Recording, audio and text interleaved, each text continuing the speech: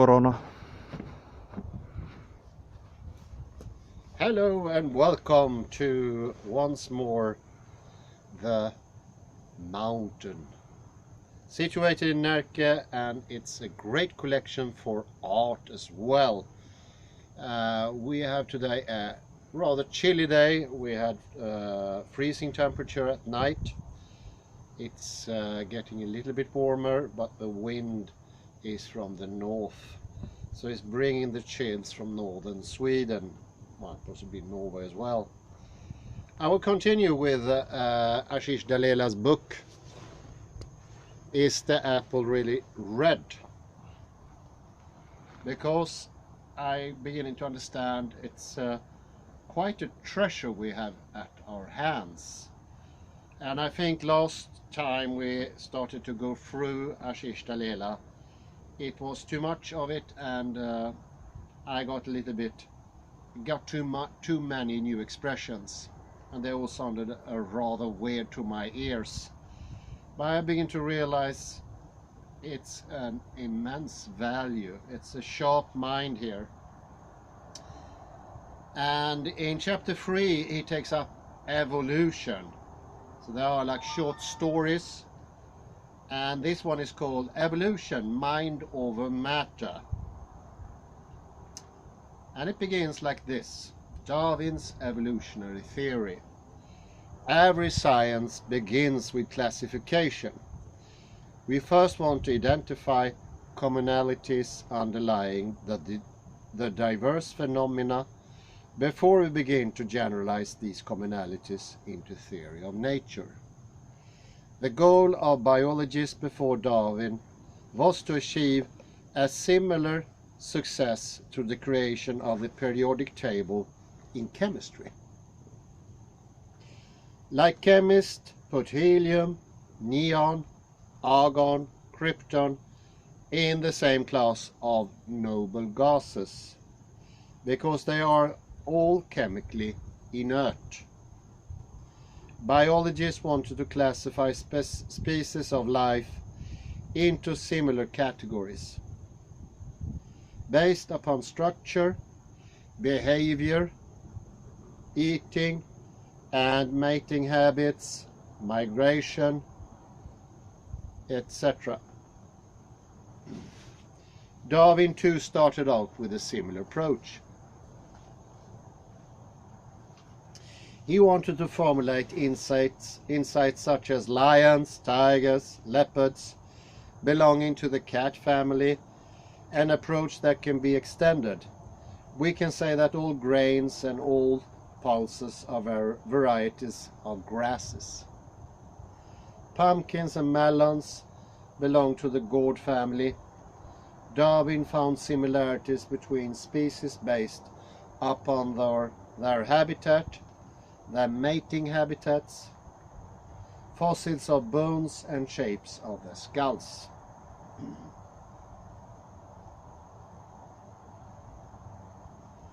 But, like physicists are not content with saying that there are common classes of chemical elements, but want to seek out the origin of all elements through a study of subatomic particles. Darwin too was not content with this classification. He wanted to seek out the origins of life, the common thing from which all life forms must have evolved. Biologists before him, such as Lamarck, had proposed two ideas that Darwin used. 1. The environment plays an important role in a species developing new traits.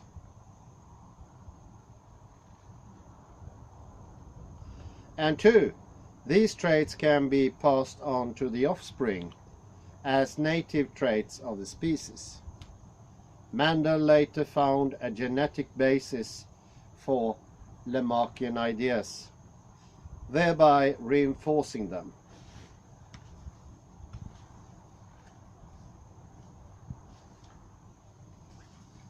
However, unlike Lamarck, who thought that all evolution was based upon an individual effort, we can call it the choice to adapt. Darwin discarded this freedom in the organism. According to Darwin, species are not free to adapt.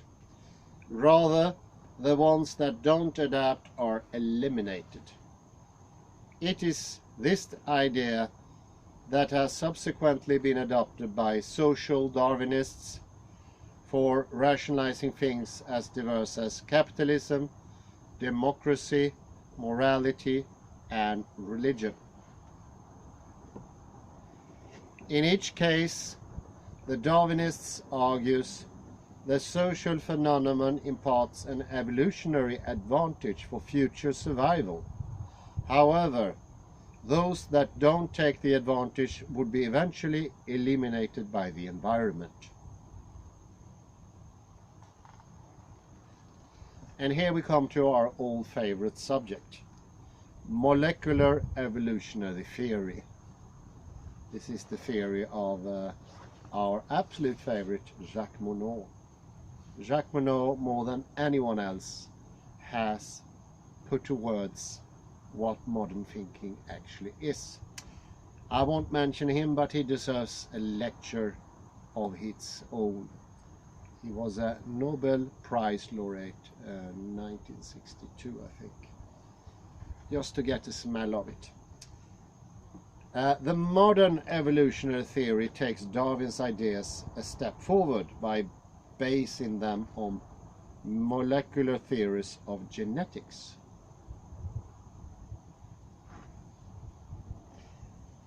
Essentially, the idea is that a living being's genes hold the key to explaining all its physical traits, and these genes undergo spontaneous mutations, which can alter their molecular structure. As the mutated genes are passed on to the offspring, biological variety ensues. Some of these varieties survive because they are better adapted to the environment, resulting in the propagation of genes, while others perish, terminating that variety of genetic mutation. The generation of species in the modern evolutionary theory is therefore not based upon a choice to adapt, but on spontaneous mutation. Genes randomly mutate, and some of these mutations survive to create new species. The only thing needed to explain the diversity of species is the emergence of a molecule as complex as the DNA, which is now a problem of biochemistry and not biology proper. It's now hypothesized that complex molecules capable of replicating themselves emerge through random reactions over a long period of time. Whether there were enough time for such random reactions to produce a self-replicating system is still a hotly debated topic in modern biology. Many people are prepared to grant what we can explain the evolution of a species, but we cannot explain the origin of species,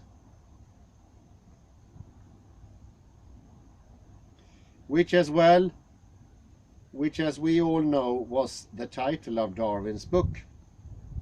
There are other critics who say that evolution can explain minor variations to a species, but cannot explain the emergence of fully functional diversity in species. Since these arguments are already well documented in other places, I will not get into them here. I will rather present a different argument. Problems with evolutionary theory.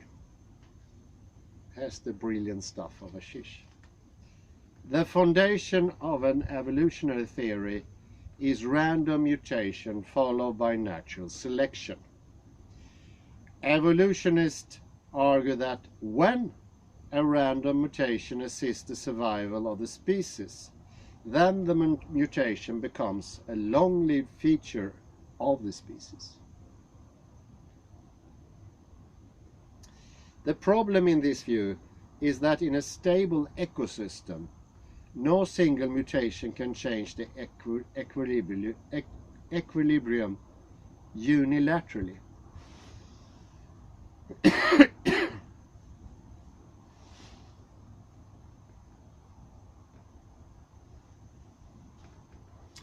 Take, for example, the economic ecosystem made of producers, consumers, distributors, and recyclers.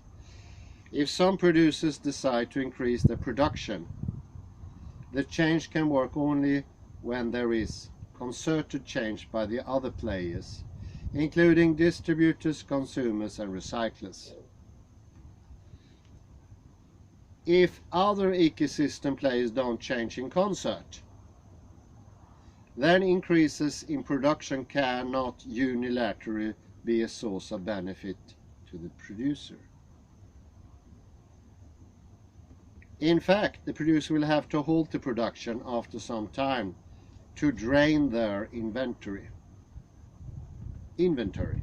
Similarly, I can unilaterally stop paying taxes to increase my financial savings, but the only way lesser taxes will work is if there is lesser crime, disease, geopolitical uncertainty, and natural disasters.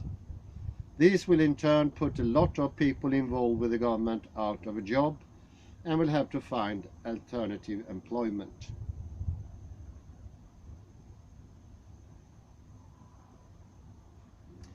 They can only find alternative employment if there are demands for other kinds of things. The point is simply that no individual can unilaterally change in an ecosystem. The entire ecosystem has to change collectively because all the species are tied in a cycle of exchange.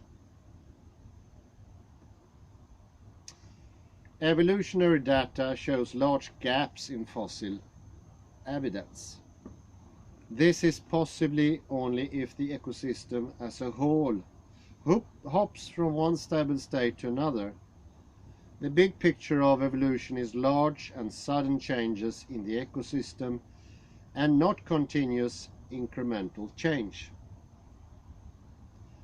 The detailed picture of evolution is indeed small changes, but the small changes occur only after the big changes have taken place.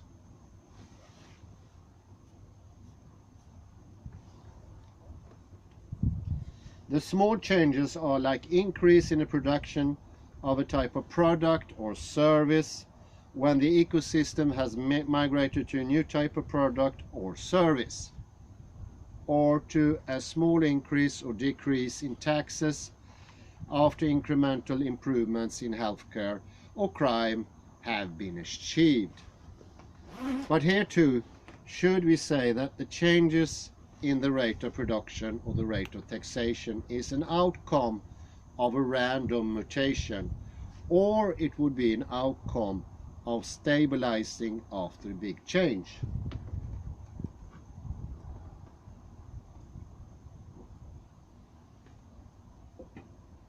Looking at the problem of fossil evidence gaps, some evolutionists have proposed the theory called Punctuated Equilibrium, PE. Most famous there is Stephen Jay Gould, who unluckily succumbed before the start of the last millennia, I think, early on, in which evolution happens in rapid bursts, after which the ecosystem remains more or less the same for 1 million years. Of course, this begs the question of what causes the rapid evolutionary change. PE attributes these changes to the environment, such as climate change, earthquakes, volcanic eruptions, etc. This pushes the biological explanation to changes in the environment. The problem of the diversification of the species is now a problem for the geologist or the weatherman. Then why do we need random mutations and natural selections? Clearly, we won't seem to have a need for them.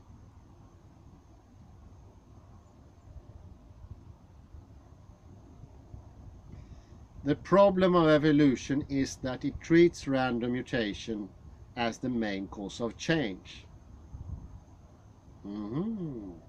Ashish has discovered an essence. There is always an essence hiding somewhere, isn't it? And I think this is the first time I hear this from anyone. This kind of mutation does not explain the large changes in an ecosystem. As a theoretical construct, it fails to explain persistent change, because the ecosystem will force a reversal unless most parts of the ecosystem change collectively. The observed facts about evolution can only be explained if we solve the big picture of change first. That means we need explanations of how the ecosystem as a whole evolves from one state to another. That mechanism cannot be random mutations. And when such a theory of large-scale change is available, it could then potentially also be used to understand the small changes. In such a theory, the cause is not random. Rather, there is a real explanation that we may not yet understand, and which therefore appears to us as random.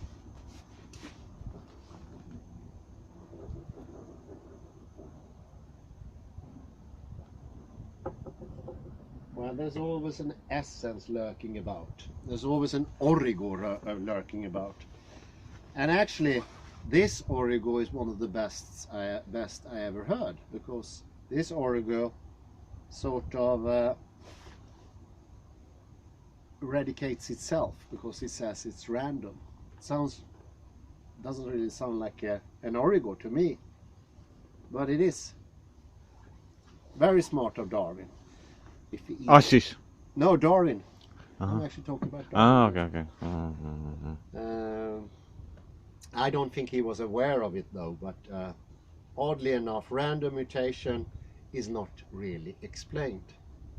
It's just assumed that it's a good explanation, and what he does is trying to explain everything around random mutation. He makes it the origo, the point of origin, or the initial conditions. We have all these scapegoats. Well, it's not a good word, but hidden factors that continue to be unresolved and unexplained. Well, let's jump into the Vedic theory of evolution. In the Vedic view, bodies don't evolve, although consciousness does. All kinds of bodies are available to a living being, much like various kinds of concepts, ideas, and theories are available for adoption.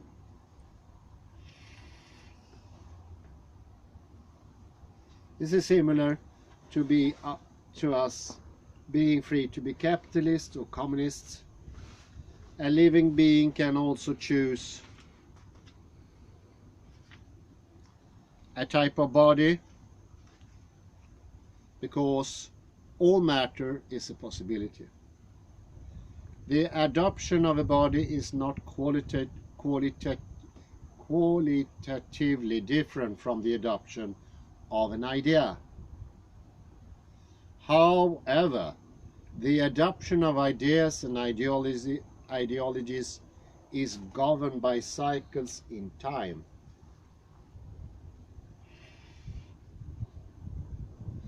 In addition to individual activities and the results of these activities,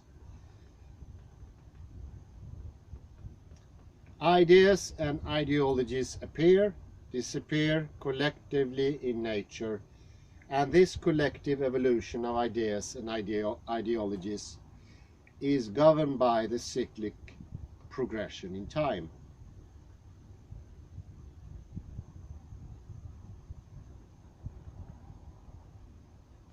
This means that the same species will appear, disappear, and reappear in time.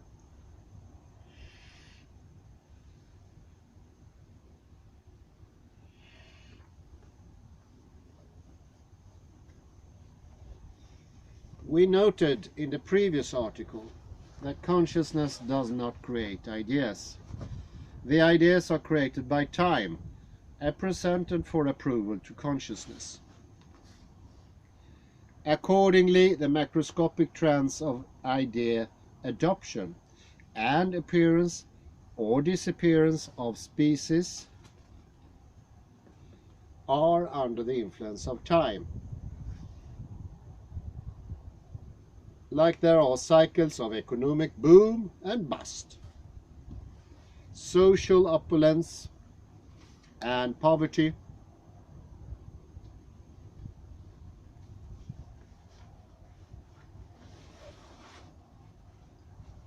there is also the appearance and disappearance of bodies.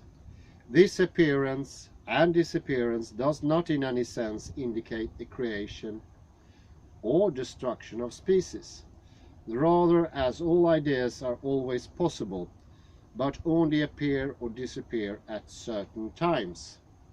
Similarly, all species are always conceptually existent, but appear and disappear due to the cyclic influences of time. Innate in this view is the idea that material objects are produced from meanings, and meanings are produced through choices. The appearance and disappearance of species, therefore, depends on the collective choices of the individuals and cycles in time. The fossils are telling us about the history of ideologies. They are a historical imprint of the collective ideological evolution. In the Vedic view, a living being is accorded a body based upon its prior habits, which are embedded in the consciousness. As the impressions in the unconscious evolve, the living being gets new kinds of bodies. This acquisition of a body based on the habits is called transmigration.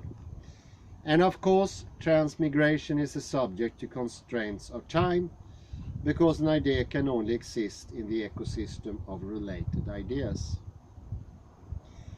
While I might have a certain type of idea, I cannot maintain my existence based on that idea unless there are others who also believe in similar things. Ideas therefore do not appear in isolation. They rather appear collectively. The collection of ideas evolves under the cycles of time. Each species of life is basically one kind of meaning of life, and the common types of minds and bodies in that species are actually diversities of this common meaning of existence.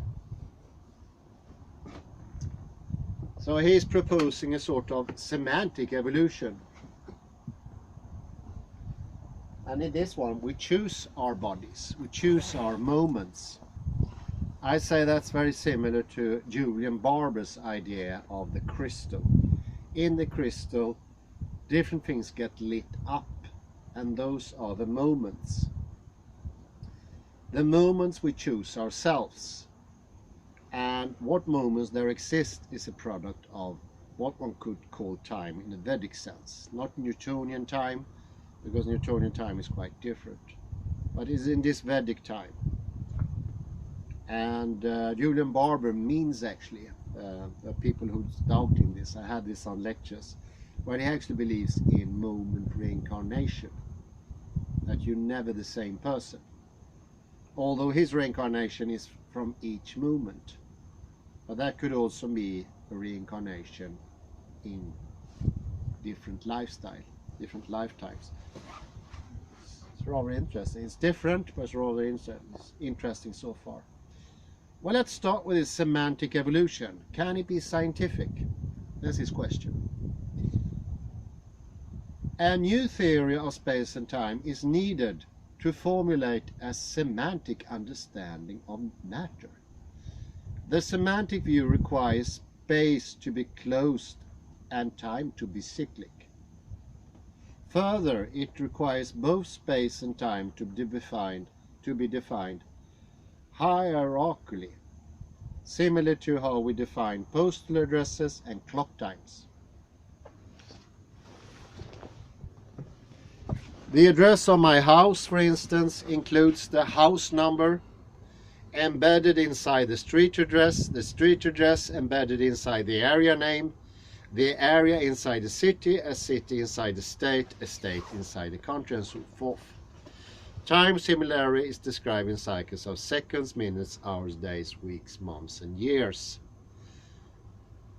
Directions in space are given in terms of types such as east, west, while directions in time are understood in terms of past, present, and future, where the future indicates progress and the past indicates regress, going backwards. These semantic notions of space and time don't exist in modern science, which treats space and time as an open, infinitely extended domain of objects. Objects' names in a hierarchical space are not globally unique, but unique only within the context of the next higher region. For instance, even large cities in India has a Mahatma Gandhi Road, which represents not a globally unique name, but only something unique in the city. A clock time similarly has a time unique within the context of the next higher duration. For instance, it's 11 o'clock every day, and it is January the 3rd every year.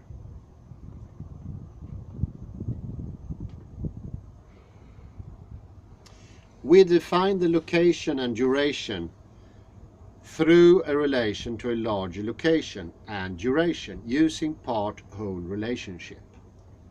While such relationship and semantic notions of space and time are common in everyday world, they have no role in current science. Hierarchical notions of space and times are semantics descriptions, because the names and meanings of locations and instances are given in relations to the whole. Well, I have to back this up a bit here. We've been talking earlier, 2 years ago, about Gödel's problem. And Gödel's problem is that we are skipping out on the semantics when it comes to numbers, their meanings.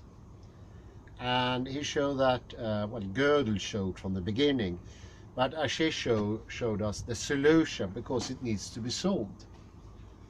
We do use mathematics, it does work, we know that. And Gödel in that way only went halfway. He just said it's inconsistent or incoherent. But he doesn't propose a solution. The solution is, according to Ashish, the same as in ordinary language. Nothing funny, semantics. There is some sort of meaning following the word.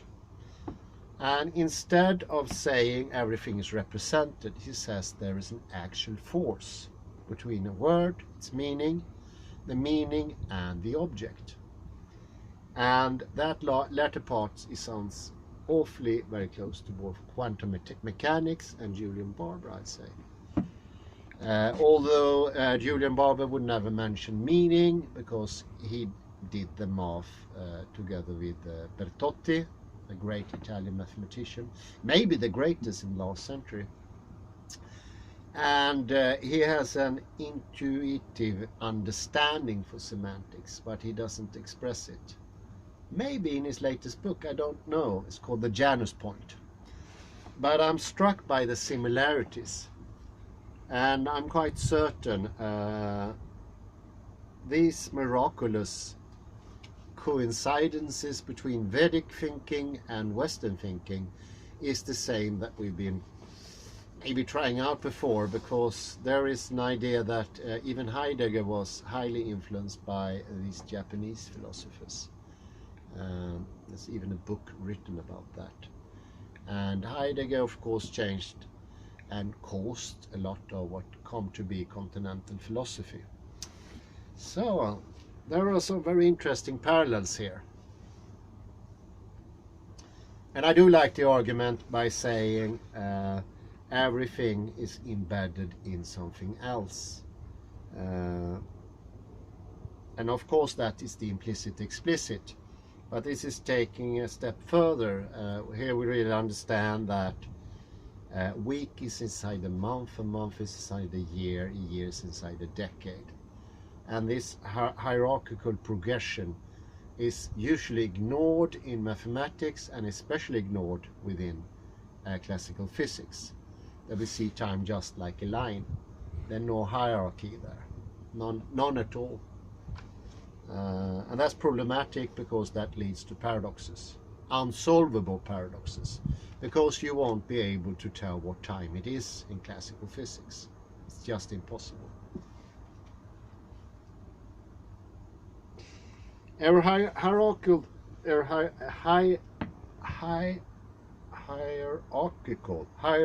theory of time is also a cyclic theory of time, like the passing of days and nights, months, seasons and years, only to return back to the same type of event over and over again. As cyclic time will explain how nature evolves in cycles, rather than linearly.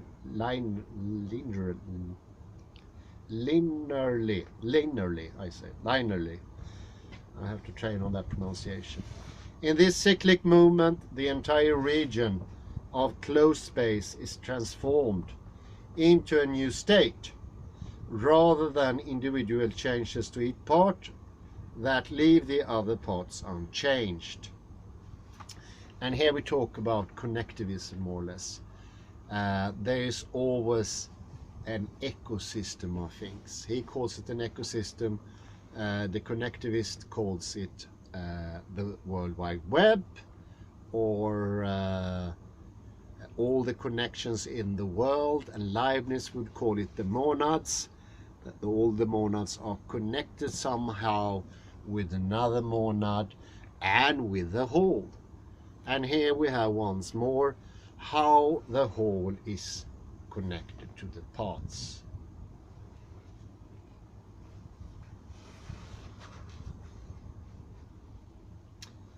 The entire region of closed space is transformed into a new state, rather than individual changes to each part that leave the other parts unchanged. And there we have the problem in a nutshell. This view about space and time dramatically affects current ideas about evolution.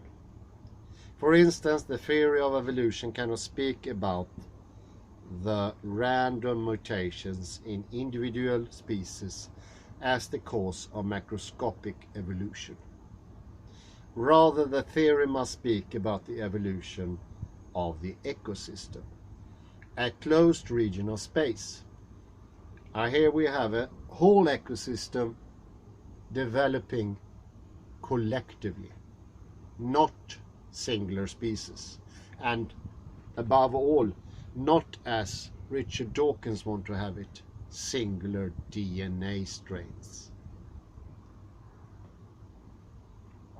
But it's not natural selection following random mutations. It's rather large-scale change percolating downward into small-scale changes.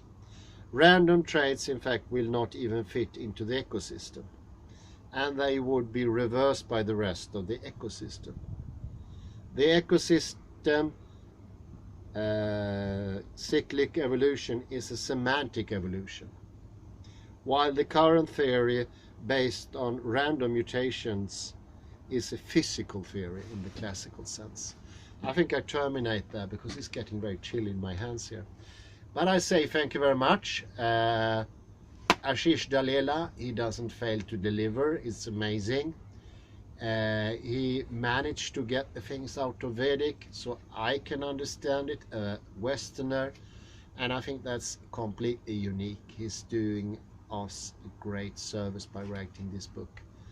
And although he's a bit stingy at times and a bit mean, I think he needs to know that we are following him here in Sweden as well. Well, I say thank you very much and have a pleasant afternoon. Thank you.